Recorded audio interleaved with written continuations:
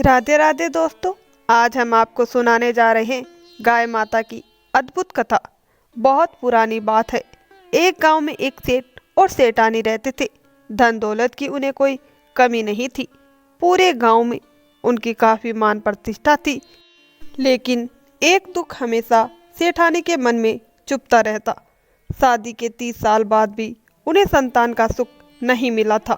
इस बात का ख्याल आते ही सेठानी अक्सर सोचती, इतना धन किस काम का जब हमारे बाद इसे संभालने वाला कोई नहीं। एक दिन उन्होंने सेठ जी से कहा, मैं चाहती हूँ कि आप कहीं से एक गाय लेकर आए। मैं उसकी सेवा करूँगी, शायद इससे अगले जन्म का कल्याण हो जाए। दिन भर घर में अकेली रहती हूँ, मन भी नहीं लगता।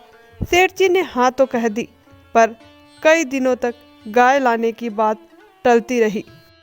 अंत में सेठानी ने स्वयं ही निर्णय लिया। वह गांव के सुनार के पास गई और एक सुंदर चांदी की गाय बनवाई। साथ ही उसके लिए सोने के गहने, पायल, कंठी, हार और कपड़े भी बनवाए। सेठानी रोज बड़ी श्रद्धा से उस चांदी की गाय की पूजा करती, हलवा पूरी खीर बनाकर भोग लगाती और फिर बाहर आने जाने वाली असली गायों को वह प्रसाद खिला देती। पूजा पाठ में उनका मन लगने लगा और देखते ही देखते 1 वर्ष बीत गया। एक दिन उन्होंने सेठ जी से कहा, अब मैं गाय माता का उद्यापन करवाना चाहती हूँ। किसी योग्य ब्राह्मण को भोजन के लिए बुला लाइए। सेठ जी गांव के पंडित जी के पास गए और अगले दिन भोजन के लिए आमंत्रित कर आए। पंडित जी ने हाँ तो बोल दिया, पर लौट कर सोचने लगे, उद्यापन में तो मुझे गाय भी दान में मिलेगी। मेरे पास तो छोटी सी झोंपड़ी है, बच्चों को ही ठीक से खाना नहीं खिला पाता।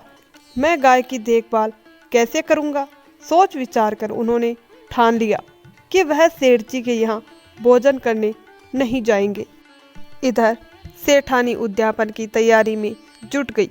उन्होंने 2 बड़े तांबे के ट्रक मंगवाए। एक में पानी भरवाया और दूसरे में सूखा गेहूँ। 1 बोरी गेहूँ अलग से खरीदी ताकि उसे गाय के नाम से पंडित जी को दान दे सके। कई प्रकार के व्यंजन बनाकर सब तैयार कर लिया, पर सुबह से दोपहर हो गई और पंडित जी का कोई पता नहीं। चिंतित होकर सेठानी ने सेठ जी से पूछा, आपने ठीक से बुलाया था ना, अभी तक आए क्यों नहीं? सेठ जी ने अपने नौकर को पंडित जी के घर भेजा। नौकर वहां पहुंचा और बोला, पंडित जी आप क्यों नहीं आए? हमारी सेठानी ने आपके लिए चांदी की गाय बनवाई है और बहुत सारा धन भी देने वाली है। आप यह अवसर न खोइए। यह सुनते ही पंडित जी के मन में खुशी की लहर दौड़ आई। वे तुरंत तैयार हुए और नौकर के साथ सेठानी के घर पहुंच गए। सेठानी ने आदर सत्कार करके पंडित जी को भोजन कराया और दान दक्षिणा के रूप में बहुत धन और चांदी की गाय भेंट की। पंडित जी ने प्रसन्न होकर सेठानी को भरपूर आशीर्वाद दिया। कुछ समय बाद सेठ और सेठानी का देहांत हो गया। जब वे परलोक के मार्ग पर आगे बढ़ रहे थे, तब आगे उन्हें भयंकर वैतरणी नदी दिखाई दी। सेठानी ने आंखें बंद कर गाय माता को याद किया। तभी उनके सामने वही चांदी की गाय प्रकट हुई और बोली, सेठानी आपने हमारी पूरी मन से पूजा की है, हमारी पूंछ पकड़ लो, हम तुम्हें यह कठिन नदी पार करा देंगे। दोनों ने गाय माता की पूंछ थाम ली और बड़े आराम से वैतरणी पार कर गए।